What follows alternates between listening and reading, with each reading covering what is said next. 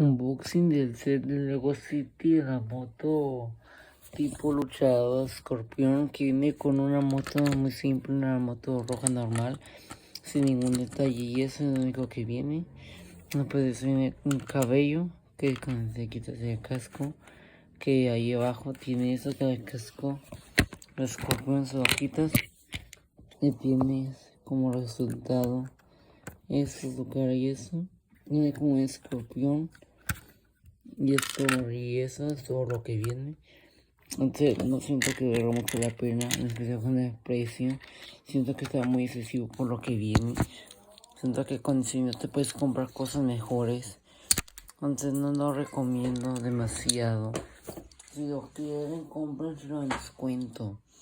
Porque regularmente vale 200 pesos, pero cuando en descuento te sale como en 100 o menos. Pero sí, cómprenlo en descuento. Bueno, eso es todo por hoy. Gracias por ver. Bye.